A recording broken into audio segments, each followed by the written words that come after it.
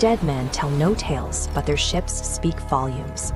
Welcome to the Cursed Compass, where we explore the darkest maritime mysteries. Imagine an 18th century merchant ship, thousands of miles from established trade routes, trapped silently in the thickest sea ice on Earth. According to nautical lore, an English whaling crew boarded this exact vessel after spotting its masts through the fog. Below deck, they found a nightmare. A 28-man crew, preserved in the pitch black, completely frozen stiff. The focal point of the horror sat in the captain's quarters. The ship's master was found perfectly preserved at his desk, pen still in hand, clutching a logbook. The final entry was dated 14 years prior. That logbook, if it exists, would be the only physical evidence of the disaster. But as writers and researchers began looking for the Octavius in the 19th century, the ink on its legend started to blur. These stories remain in our collective memory because they provide a tangible face to the thousands of sailors who entered the Arctic and never returned. The Octavius serves as a placeholder for those whose final moments were never recorded. Digging through 19th century literature, you won't find a ship called the Octavius until decades after the supposed event. Early versions of the exact same story called the vessel the Gloriana. Others call it the Jenny. These early accounts are completely contradictory. One publication places the crew in the Arctic, while another leaves the exact same ship trapped in Antarctic ice. With each retelling, authors layered on new details to maximize the terror. They attached specific dates to the logbook and wrote in a wife and a young son, frozen beside the captain. The story was treated as a blank canvas for maritime horror. But the authors were drawing from a very real, very lethal environment. In 1845, the British Royal Navy launched the Franklin expedition to navigate the Northwest Passage.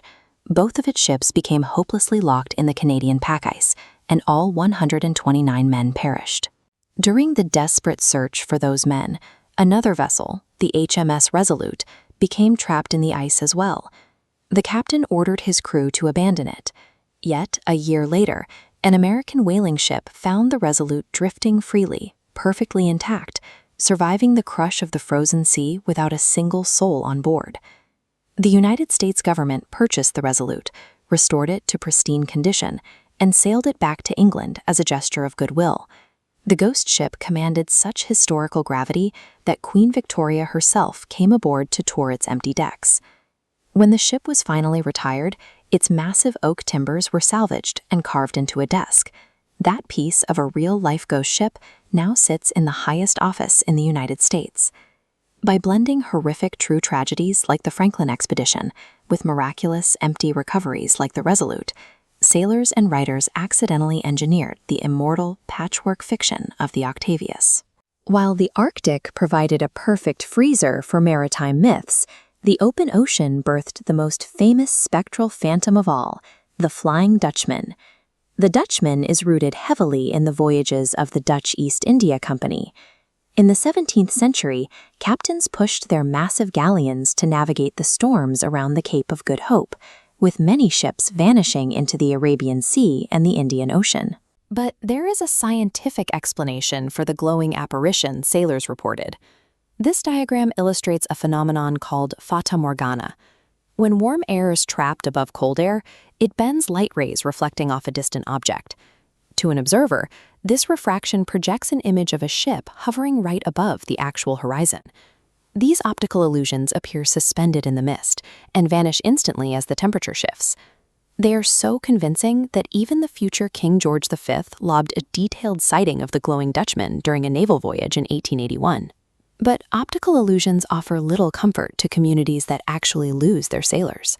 In 1708, the Dutch galleon Arend crashed violently against the rocky shoals of the Malabar coast, leaving 0 survivors and no physical wreckage.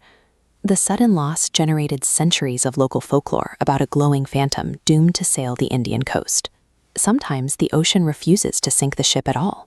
In 1931, a cargo steamer named the SS Baychimo became hopelessly stuck in the Alaskan pack ice. The crew fled to a nearby town for shelter, assuming the hull would be crushed by winter storms. Instead, the Baychimo broke free of the ice and began to drift. Without a single human steering the wheel, The rusted steel vessel floated aimlessly through the frigid waters for the next 38 years, occasionally spotted by hunters before slipping back into the fog. Whether birthed by atmospheric physics like Fata Morgana or rogue ocean currents carrying an empty hull, phantom ships act as a geographic memory. They haunt the specific waters where sailors lost their lives. High-tech radar, satellite imaging, and GPS have not stopped the ocean from creating new ghost ships. In April 2007, maritime authorities spotted a 12-meter catamaran called the Cas-2 drifting aimlessly off the coast of Queensland, Australia. When rescuers boarded the vessel, they found a pristine scene. The engine was humming smoothly, a laptop was open and active on the table, clothes were neatly folded on a bench. But the 3 men who had set sail 3 days prior had inexplicably vanished. There were no signs of a struggle or foul play. The coroner's prevailing theory points to a rapid, mundane cascade of accidents: a tangled fishing line in the propeller, a sudden swing of the boom, a desperate attempt to pull a friend from the water, resulting in 3 sudden drownings in a matter of seconds. We have mapped the ocean floor and tracked the weather from space, but the nature of the water hasn't changed. It still swallows people whole in an instant, leaving only their floating, empty shells behind. Human nature abhors a vacuum. When a crew disappears without a trace, the lack of closure is agonizing. We invent curses, sea monsters, and glowing phantoms because sudden, traceless death is too difficult to observe without an explanation. That is why the frozen captain of the Octavius remains the ultimate embodiment of our maritime anxiety.